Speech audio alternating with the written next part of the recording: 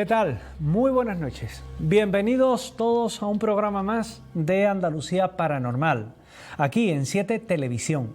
Un programa de hoy que pretende, pues, llevarle todo lo que de paranormal tiene nuestro mundo, y para ello lo vamos a hacer de una forma muy particular, porque les voy a llevar a un punto muy destacado, a la Hacienda La Milagrosa, a vivir con los amigos de Activity Ghost, pues un hecho que les va a dejar bastante sorprendidos y que les va también a conmover por la historia que tiene y por lo que conlleva. Vamos a conocer el mundo del cine con una película que es demoledora dentro de la historia del cine, como es Psicosis. ¿Recuerdan aquel sonido chirriante cuando detrás de una ducha había una chica duchándose y Norman Bates pues llevaba ese cuchillo amenazador? Bueno, pues de ella vamos a hablar. Vamos a hablar también de un caso que hizo historia, el caso de la abducción del matrimonio Hill, que no Hill G-I-L, sino H-I-L-L. Uno de los casos de abducción más famosos del mundo. Luego también quiero hablarles de un libro muy brevemente e integrado dentro de lo que es ese propio caso del matrimonio Hill, que es un libro de Antonio Rivera, que era OVNIs en Iberoamérica. Y finalmente vamos a cerrar con un bloque de fotografías extrañas. Es el contenido de este programa de hoy de Andalucía Paranormal, cuando ya va corriendo el mes de mayo, y sin duda alguna va a ser lo suficientemente gratificante, emocionante para todos vosotros como para pensar que de alguna manera hay hechos que todavía, y hay sucesos que todavía están por investigar, como esa Hacienda La Milagrosa, que es tan destacado. Empiezo siempre con una editorial este programa. Hoy les quiero hablar de... Saben que no necesariamente les hablo del mundo del misterio. Hoy les quiero hablar de animales. De animales y de estas fiestas que han venido y que vienen, de romerías, de ferias, donde el caballo tiene mucho protagonismo. El caballo es un animal muy noble, bello.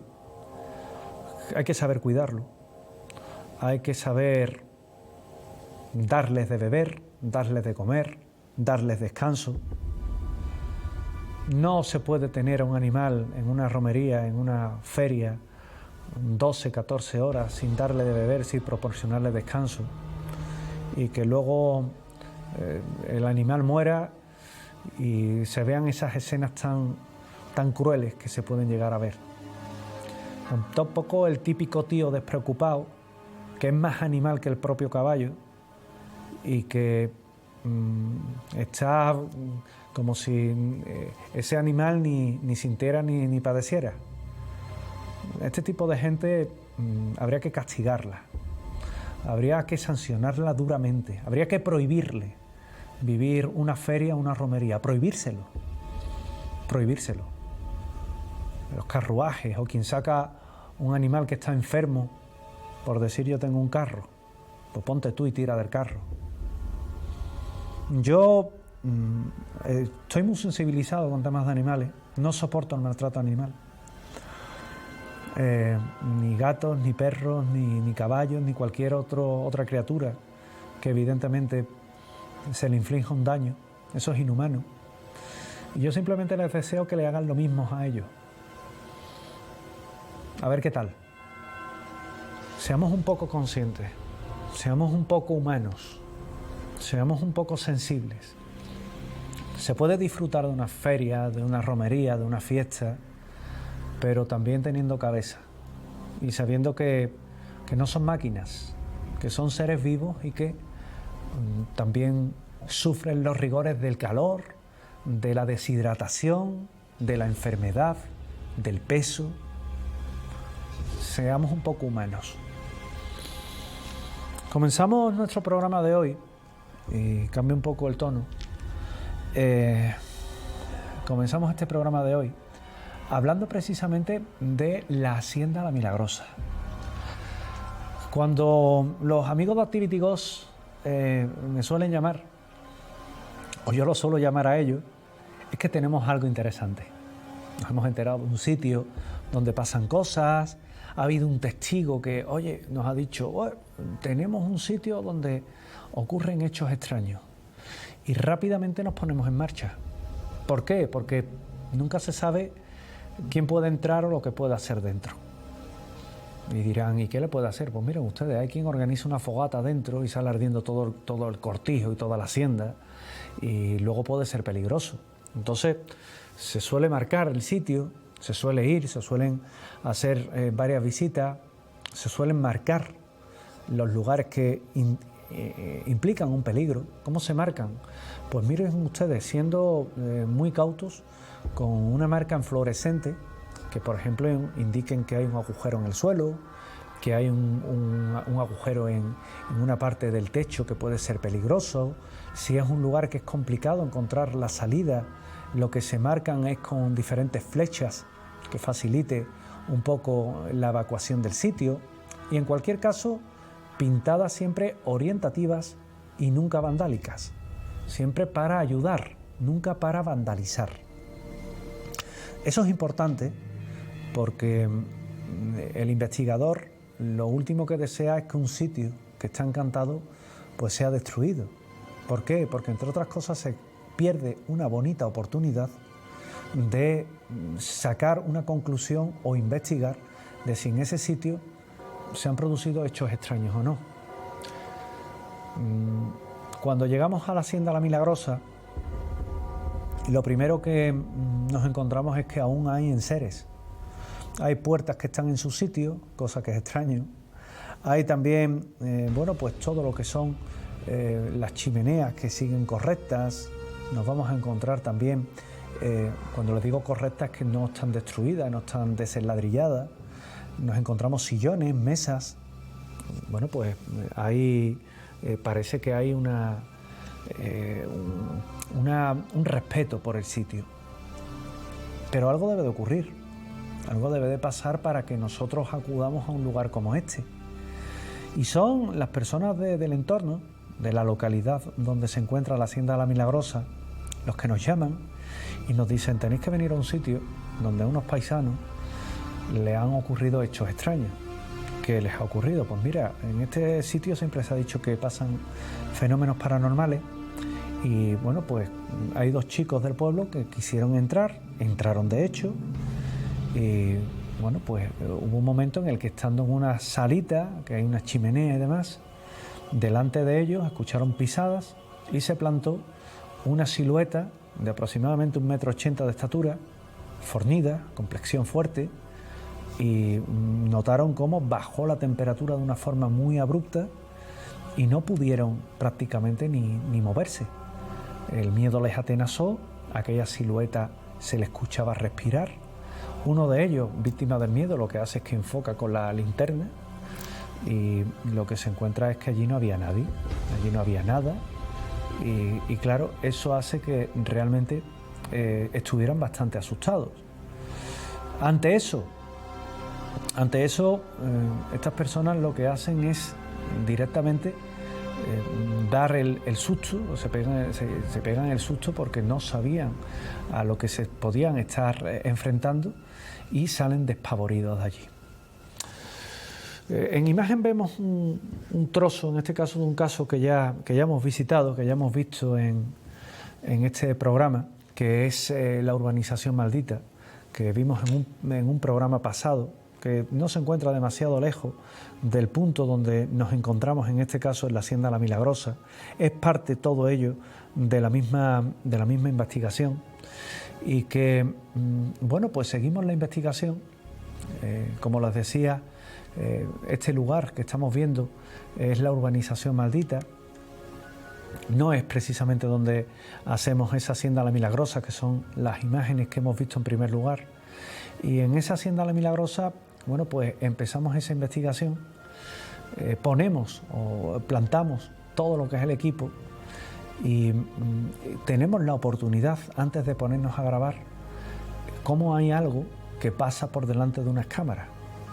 A nosotros nos deja muy sorprendidos, porque ese algo parecía una silueta, pero claro, al ya saber que en el sitio lo que hay es un fenómeno de sombras, nosotros no quisimos decir nada ni relacionarlo, no por nada, sino porque nos podemos sugestionar.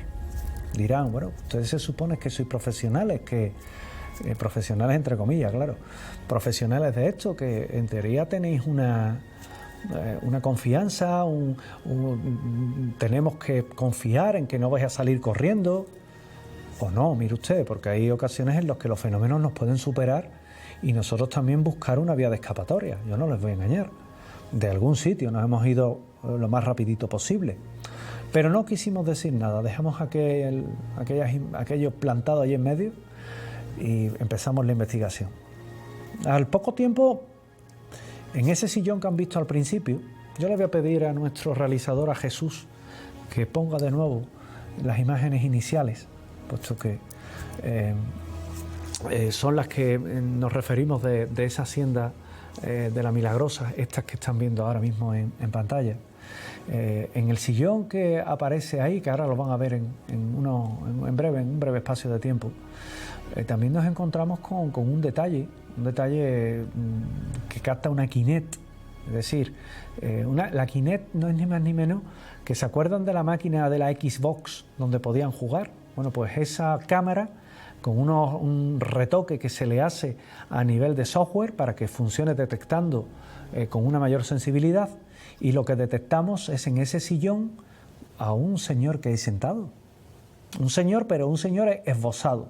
Es decir, el cuerpo con un palo, como en los juegos del ahorcado, aquellas figuritas que pintábamos con dos bracitos que eran dos palos, un tronco que era un palito y los dos palitos a las piernas y el redondel en la cabeza, pues eso es lo que van a ver en la Kinect.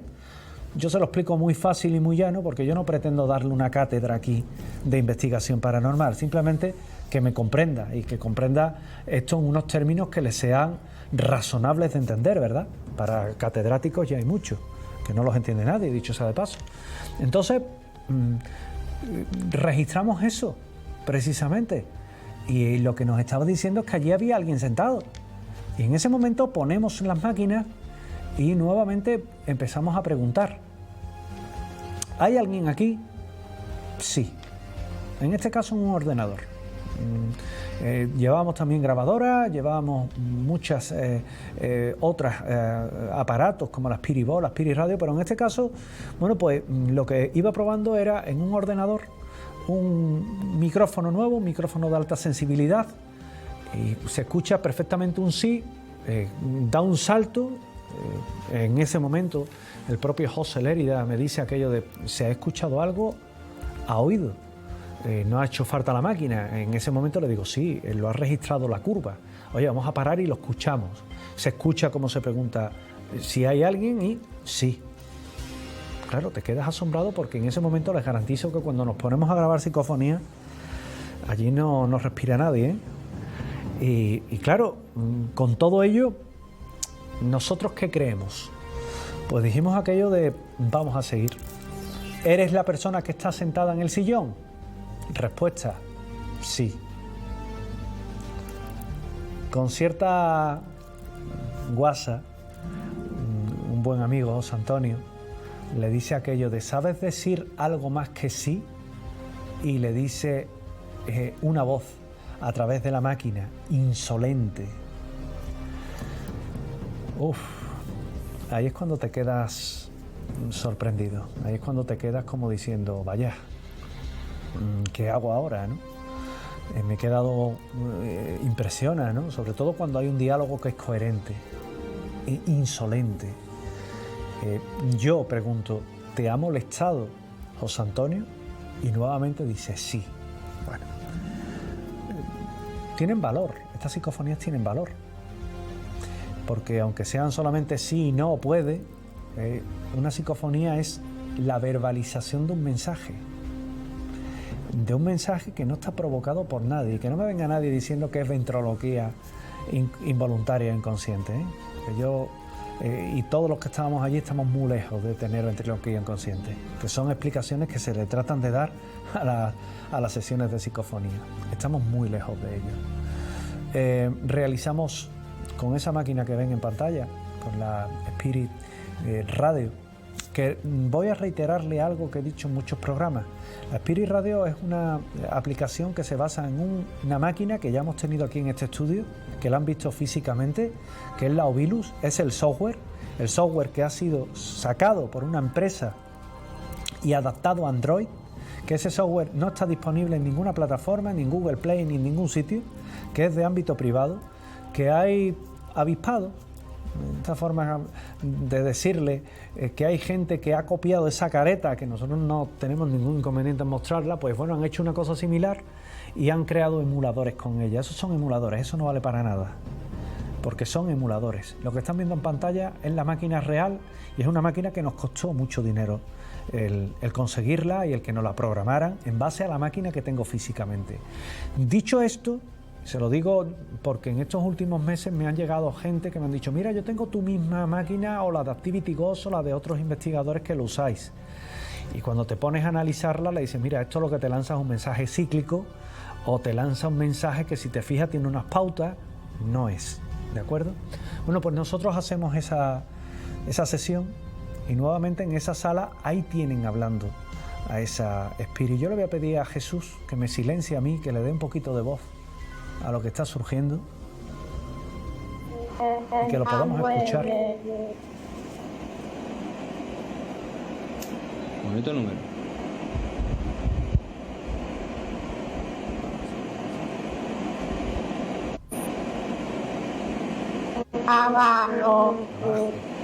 Lo he escuchado perfectamente.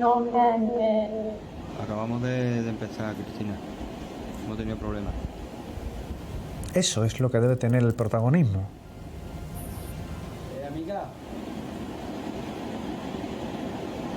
¿me puedes contar algo de ti? Es curioso, ¿verdad?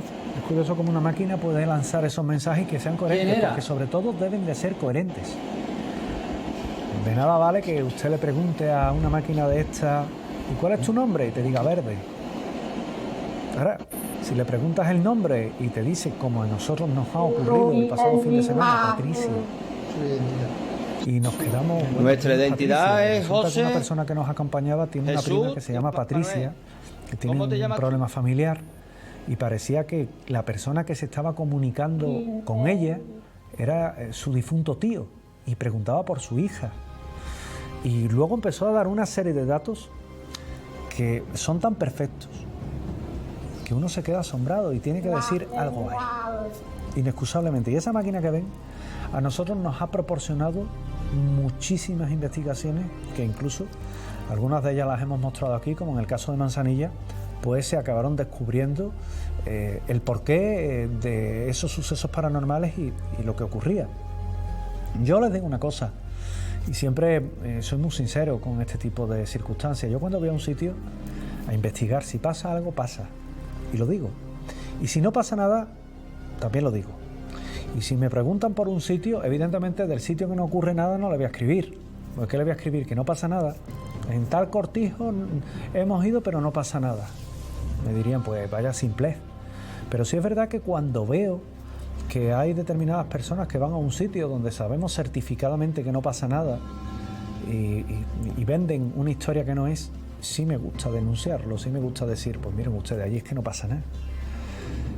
Como cuando, por ejemplo, se decía que en un determinado ayuntamiento de la provincia de Sevilla, Coria del Río, pasaban hechos extraños, y luego, pues bueno, recuerdo que al día siguiente me escribió un concejal de ese mismo ayuntamiento y me dice: mira, lo que ha salido en televisión no es real, aquí no pasa nada.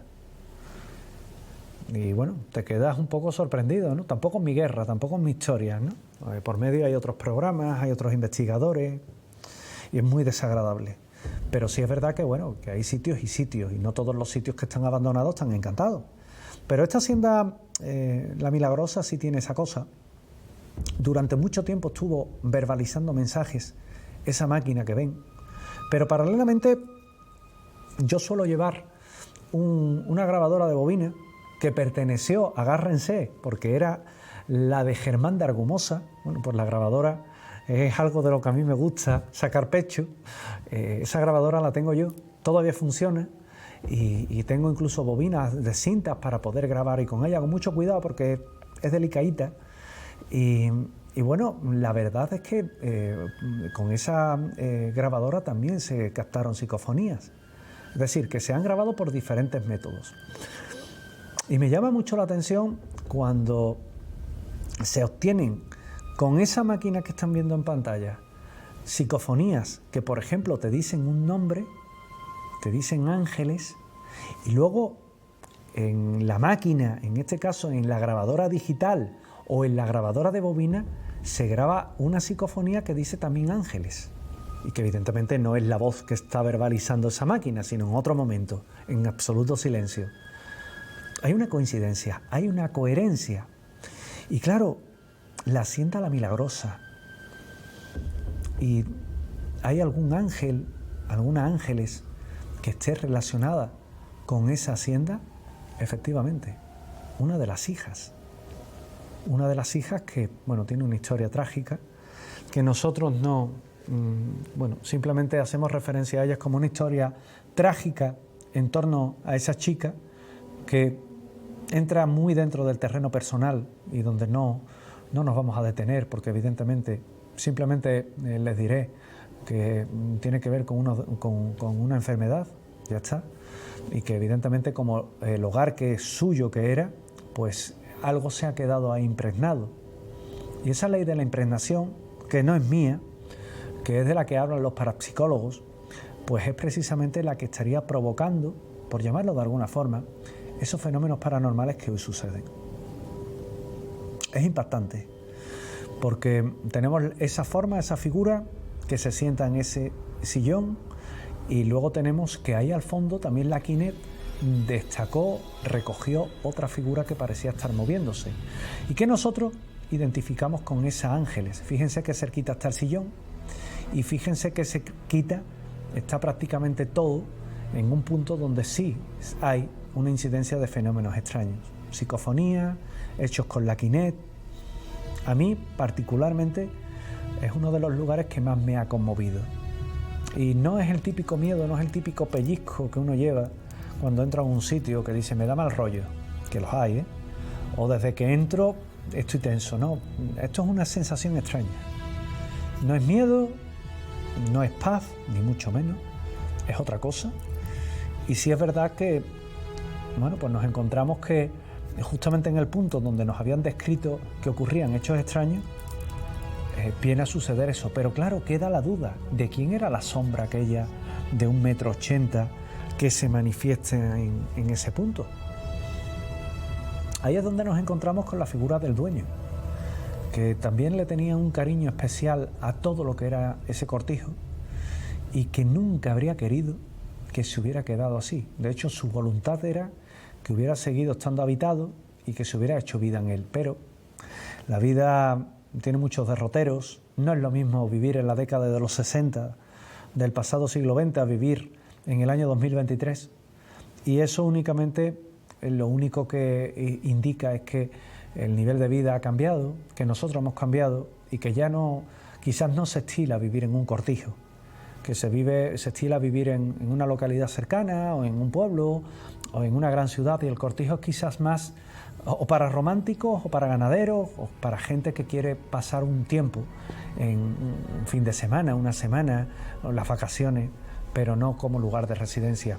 Y simplemente desde ese enfoque pues sería ese dueño, según las psicofonías que tenemos registradas, y que evidentemente es una valoración subjetiva, de lo que sucede en esa hacienda La Milagrosa. Si alguna vez ven una hacienda perdida en medio de un campo a la cual puede entrar sin problema y que a duras penas se puede leer Milagrosa, que sepan que están en un lugar encantado. De la mano de Activity Ghost, siempre agradecidos a su trabajo, a su información, a su compañía y a que me inviten a investigar, por supuesto. Pasamos a un siguiente tema, que es una película, Psicosis. Vamos a ver el tráiler, vamos a ver esa película, porque es de Alfred Hitchcock, nada más y nada menos, un grande de la pantalla.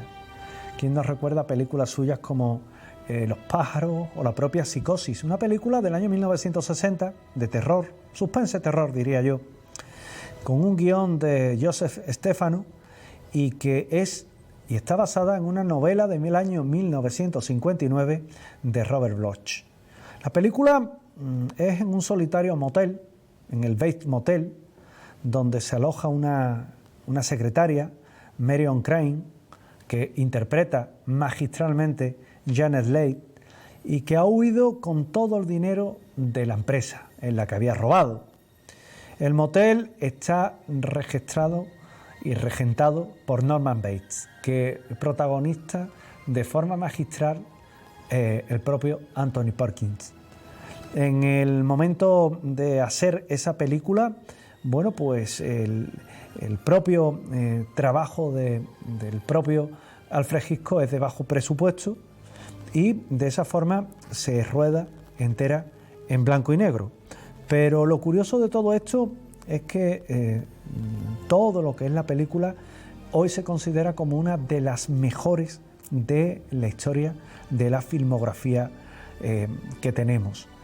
El argumento en sí es como esta secretaria, Marion Crane, y su novio, Sam Lornis, discuten de que no pueden casarse debido a las deudas que tiene Sam, y Marion regresa a la oficina de la inmobiliaria donde trabaja, donde un cliente, Tom Cassidy, ha dejado $20.000 en efectivo del pago de una propiedad.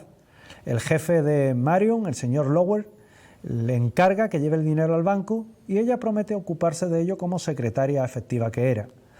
Pero, sin embargo, se pide el resto de la tarde argumentando un dolor de cabeza y huye con ese dinero que le puede salvar las deudas. Huye a California, aparca su coche, pues estaba cansada, era ya de noche, aparca su coche junto a la carretera para dormir, pero un patrullero de carretera se detiene a inspeccionar el automóvil. Marion despierta y tiene una actitud asustada y demás, que hace que con esa agitación se les recomiende de alguna forma que cese en seguir conduciendo por el peligro que ello implica. Le permite continuar, pero le sigue por un tiempo. Ella se va poniendo cada vez más nerviosa y trata de despistar a su perseguidor. Se detiene en una ciudad, cambia de coche con una matrícula de Arizona por otro, de forma que va perdiendo totalmente la pista hasta que llega a este hotel y digamos que aquí va a vivir una auténtica pesadilla. La película se rodó en diferentes escenarios, se rodó en el Valle de San Fernando, en Los Ángeles, se rodó también en la carretera de Fresno-Bakersfield, se rodó en los estudios de Phoenix, en el Jefferson Hotel, que está en Phoenix también, en Arizona, sobre todo la habitación de hotel, la habitación barata, como se le llama, en Falls Fake, en California. Y la escena de la ducha con Janet Leigh es la escena fundamental de la película. Es una de las más conocidas de la historia del cine, que se grabó desde 77 ángulos de cámara, una escena que dura 3 minutos en varios planos, que es un asesinato, básicamente, una duración corta, con un sonido chirriante, que es tremenda, que son violines, violas y violonchelos sonando todas de esa manera, y que el compositor Bernard Herrmann titula como The Murder, el asesinato. Es una de las películas que mejor nos hablan de la historia del cine, de lo que es un psico-killer, porque Norman Bates no dejaba de ser un psico-killer. Hoy es curioso, encontraba el otro día, que todo el que rinde un poco tributo a esta película, o rinde tributo a la historia del cine, o rinde tributo a la propia psicosis del asesino. Y me he hecho a reír porque, bueno, el que más o el que menos siempre ha visto esta película, ¿verdad? Sin embargo, los críticos como Stephen Rebelo o Bill Crown establecieron precisamente que es una de las escenas de más calidad, y el diseño, la respuesta en taquilla, la dirección de Alfred Hitchcock, pues hace que sea una auténtica joya del cine, que si puede, si tiene a mano, no se pierda. Véala, disfrute de ella, déjese llevar, sobre todo, y recuerde que en la historia del cine, si hay una película que a día de hoy es, y es parte de la historia, es precisamente Psicosis. Vamos a seguir nuestro programa. Recuerden que si tienen algún caso que hacernos llegar, alguna fotografía extraña, pueden hacerlo a andaluciaparanormal.7tv@gmail.com, andaluciaparanormal.7tv@gmail.com, y que gustosamente investigaremos gratuitamente su caso o analizamos su foto, audio o lo que tenga bien de enviarnos. Hacemos una pequeña pausa y pasamos a ver el caso del matrimonio Hill.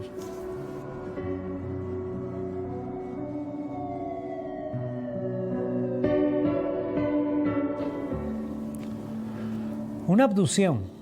¿Qué es una abducción? Una abducción es un secuestro, es un rapto. Normalmente está aparejado con el fenómeno ovni, y uno de los casos más impactantes que hubo es el que le ocurrió a Bernie y Betty Hill, matrimonio estadounidense que iban a vivir, ahí lo tienen en pantalla, iban a vivir uno de los fenómenos más extraños y que iba a marcar su vida, y también tuvo consecuencias dramáticas para ellos. Fíjense que ocurrió entre el 19 y el 20 de septiembre del año 1961. Una historia que sería narrada por ellos mismos en primera persona y que iba a ser conocida para siempre como la abducción de los Hill. Es complicada, es muy difícil de poder desarrollar, pero yo voy a tratar de intentarlo. Voy a pedirle a mi realizador, a Jesús, que nos deje las imágenes en pantalla completa para que vean mejor los detalles, para que vean mejor todo lo que es precisamente lo que nos tiene que mostrar, porque hay un momento en el que los Hill vivían en la localidad de Portsmouth, en el estado estadounidense de New Hampshire. Bernie estaba, pues era empleado de correos, mientras que Betty era una trabajadora social. Ellos además eran miembros de la congregación unitarista, y los Hill eran además de una asociación antidiscriminación. Tenían, la verdad es que bastante peso en todo lo que era la Comisión de Derechos Civiles, y eran una pareja interracial, es decir, él era negro y ella era blanca. Bastante inusual en los Estados Unidos, porque esto no estaba bien visto. Él era de origen etíope, ella era caucásica, y al anochecer del 19 de septiembre del año 1961, cuando conducían con su automóvil de regreso ya a la localidad de Portsmouth, habían tenido unos días de vacaciones en Nueva York y además habían visitado Ontario y Quebec en Canadá, pues era temporada alta de verano, conducían por ese automóvil muy cerca de la localidad de Groventon, pues inicialmente vieron lo que parecía una luz, que dijeron una estrella fugaz, pero claro, una estrella fugaz que caía hacia arriba, dijeron, es decir, que llevaba trayectoria ascendente, era complicado. Bernie seguía conduciendo, era esa ruta 3 de los Estados Unidos, y Betty pensó que estaban observando tal vez un satélite artificial. Le pidió a Bernie que detuviera el automóvil para mirarlo de cerca y así pasear a la perrita que llevaban, a Delcy, que como ellos no tenían hijos, pues Delcy era ese hijo perruno, ¿verdad?, que ellos no tuvieron y que el animal, bueno, pues les daba su cariño y también ellos les daban su amor. Betty también había tenido otros contactos. Su hermana misma le dijo que había tenido un avistamiento varios años antes con un objeto volador no identificado a través de unos binoculares, a través de unos prismáticos. Y bueno, sí hay que decir que ellos, el matrimonio Hill, informaron posteriormente que conduciendo por esa carretera aislada, casi abandonada, yendo lentos, no iban rápido, también los coches de la época no es que corrieran demasiado, pues vieron un objeto que era luminoso y se podía ver en la región, que fue bajando ya lentamente hacia su dirección, y en un determinado momento el objeto pareció aterrizar sobre la cima de la montaña Canyon.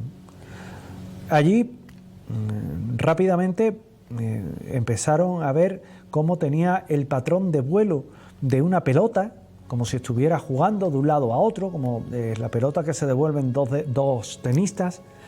Y el matrimonio formado por los Hill, pues se quedaron sumamente impactados por todo lo que estaba ocurriendo. Aproximadamente 1,5 kilómetros al sur de la pequeña localidad de Indian Head, la nave que estaban viendo, una nave discoidal, descendió hacia el vehículo de los Hill y Bernie detuvo directamente el automóvil en medio de la calzada. Después abrió la puerta del objeto y, bueno, cogió una pistola que tenía en la guantera del coche, la metió en su bolsillo y tomó los prismáticos. La nave descendió, aproximadamente se quedó a una distancia de unos 25 o 30 metros del coche, un Chevrolet Bel Air del año 1957, es decir, relativamente nuevo, y toda aquella nave llenaba el campo de visión del parabrisas del coche. Se acercó al objeto, el cual oscilaba como un péndulo en el lado izquierdo precisamente del automóvil, hacia la derecha, del lado izquierdo hacia el derecho, del lado izquierdo hacia el derecho, y pudo ver cómo había entre 8 y 11 figuras de humanoides que estaban mirando desde las ventanas de esa nave. De repente, con una precisión matemática, todas menos una figura se movieron hacia lo que parecía ser un panel de instrumentos, como si fueran a realizar una tarea importante, y la figura restante continuó mirando a Bernie y le dio un mensaje telepático. «Quédate donde estás y sigue mirando», le dijo. En ese momento había como dos especies de alas de murciélago, que comenzaron a aparecer unas luces rojas que indudablemente debía de estar aparejada con el propio ovni, y la nave se aproximó a una distancia de unos 15 metros.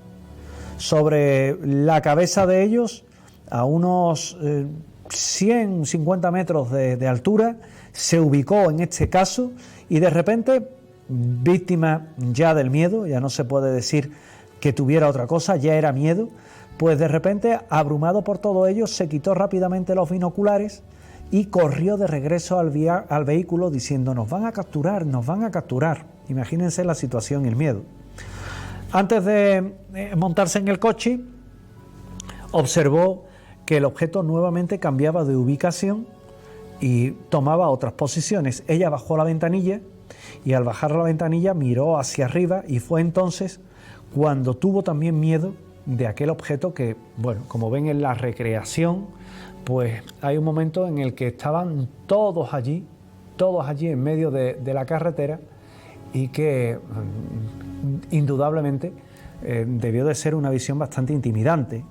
Inmediatamente se produjeron unos sonidos mecánicos muy ruidosos. Betty tocó el metal de la puerta del acompañante esperando sentir una descarga eléctrica, pero solo sintió una vibración, y los Hill dirían que experimentaron síntomas de un estado alterado de conciencia, que habían dejado sus mentes atontadas, adormecidas, y que sus cuerpos casi que no lo notaban. Cuando pasaron en las cercanías de la localidad de Plymouth, ellos lo que pudieron sentir es cómo el vehículo iba como un tanto errático, cómo conducía erráticamente. Incluso, fíjense que se dispone de la grabación. Vamos a escuchar un momento esa voz, aunque sea en inglés.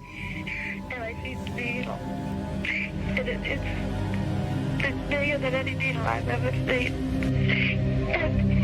el propio matrimonio que está hablando. En este caso, Betty Hill.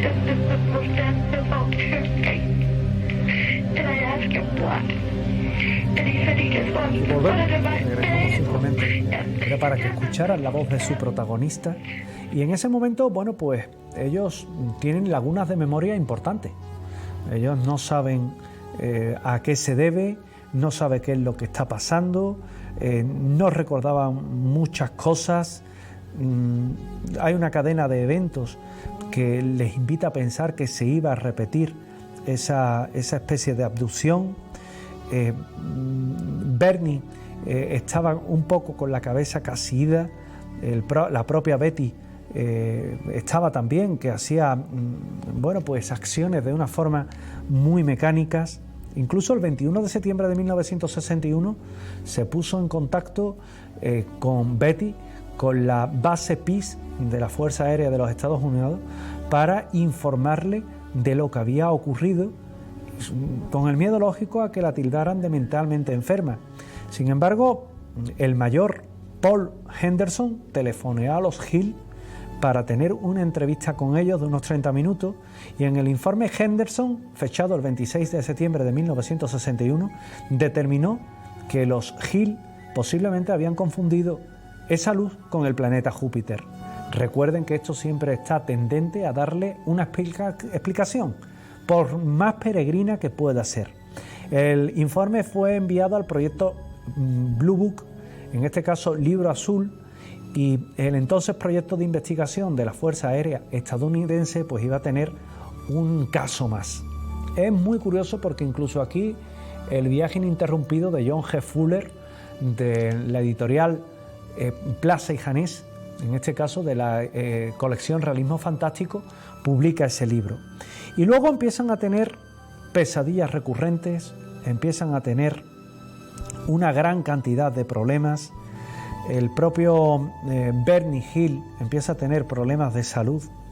Ella comenzó a tener muchas pesadillas. Se hacen una regresión, y en esa regresión intentan, según comentaba ella en esa abducción, extraerle los dientes, mientras que a propio Bernie también le analizaban la boca. Bernie, para colmo, pues estaba en un estado de nervios bastante creciente, y en todo esto pues las consecuencias fueron muy graves, porque ellos no creían en platillos volantes, ni en ovnis, ni en nada de eso, pero sin embargo empiezan a notar que tienen pérdidas de tiempo, lagunas de memoria.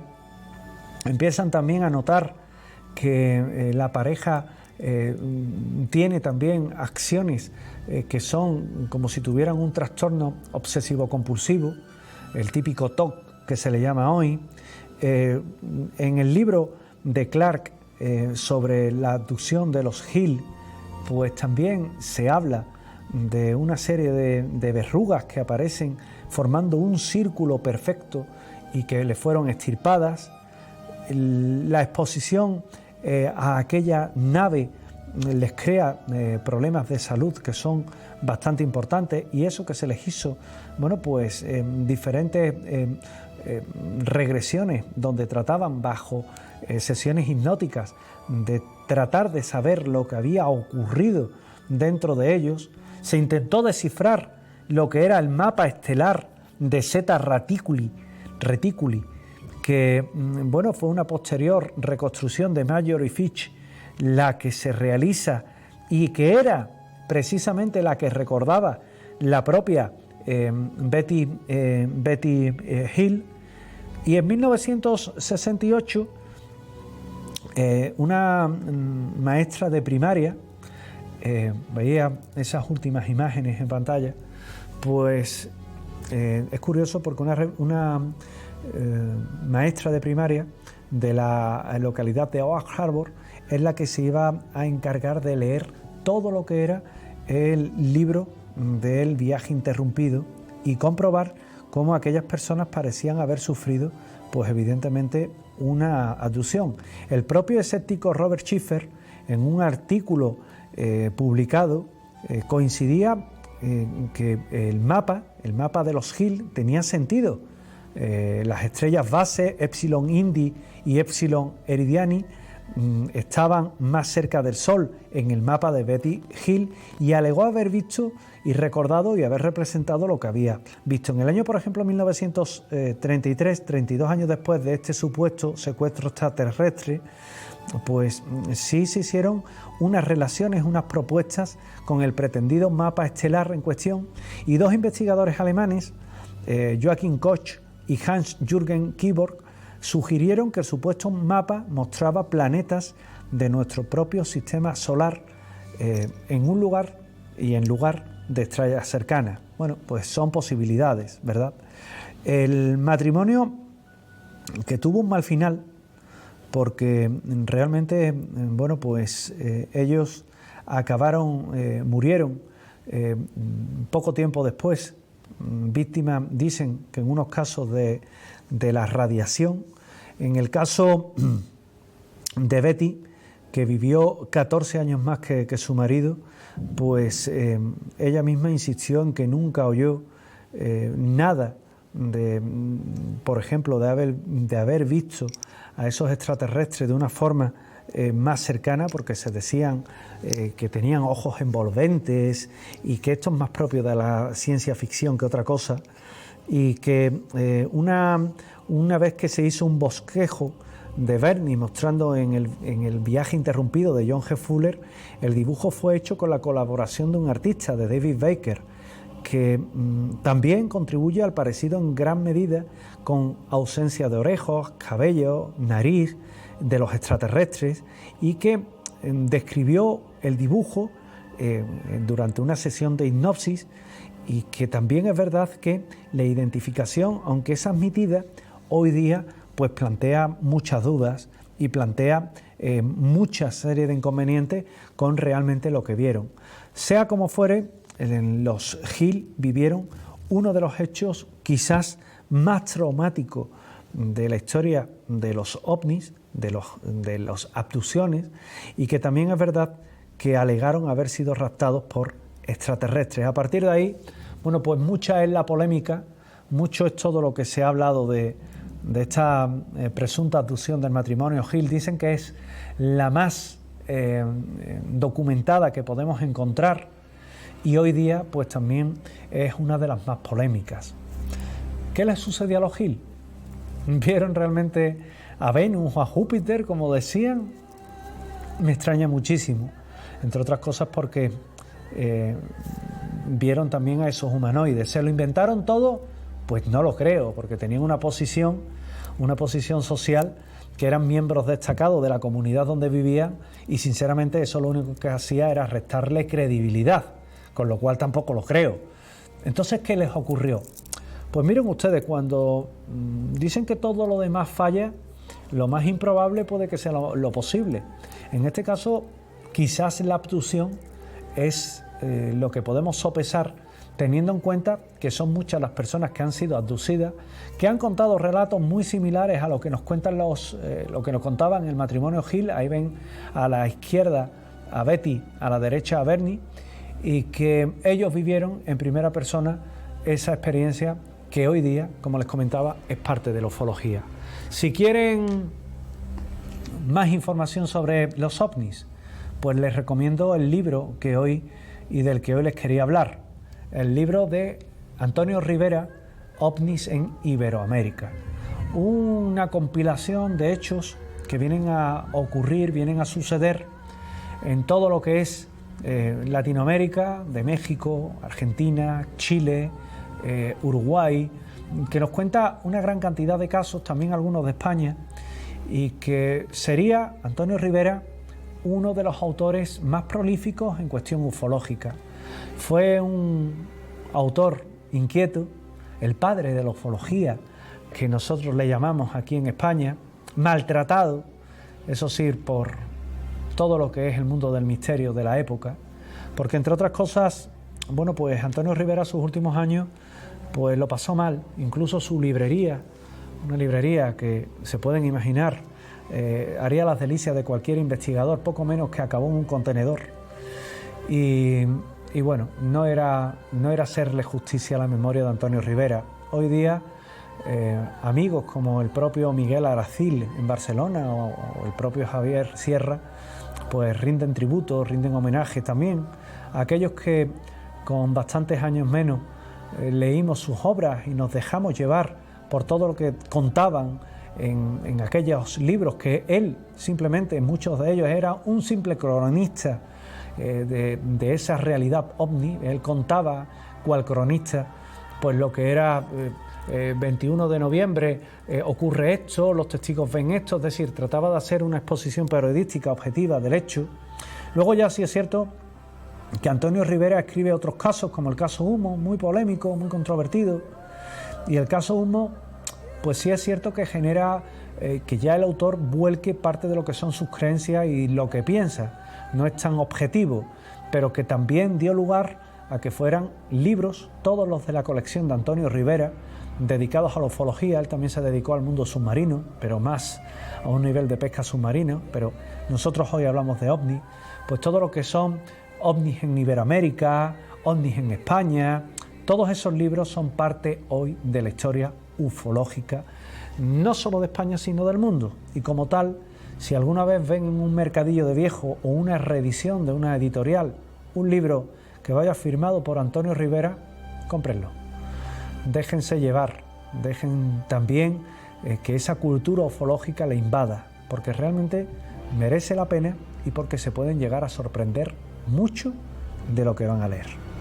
Nuestra última parte de este programa de Andalucía Paranormal, ¿de qué trata? De fotografías, fotografías con mucho misterio, porque vamos a analizar algunas de ellas, vamos a analizar fotografías extrañas, fotografías que son parte de la historia del mundo del misterio. Les recuerdo que tienen un correo electrónico, andaluciaparanormal.7tv@gmail.com. Se lo repito, andaluciaparanormal.7tv@gmail.com. Muy fácil. Solo tienen que recordar el nombre del programa, un punto, el nombre de la cadena y hoy día uno de los servidores de correo que más usuarios tiene, como es Gmail. Y rápidamente andaluciaparanormal.7tv@gmail.com, donde le atenderé gustoso y donde investigaremos su caso de forma gratuita o analizaremos sus fotos, como las fotos que les vamos a mostrar y poner en pantalla y que son parte de la historia. Son una serie de fotografías que poco a poco han ido llegándonos y que nos hemos ido encargando de ir buscando. Ya les pusimos Ryan Hanhal, le hemos puesto muchas a lo largo de estas semanas, y que la primera que vamos a ver, que se capta con un teléfono móvil, que es muy extraña, hoy no tiene explicación, todas las fotografías se tratan de un poco de elegir y de hacer una segunda opinión, una opinión a posteriori. Muchas de estas fotografías tienen años.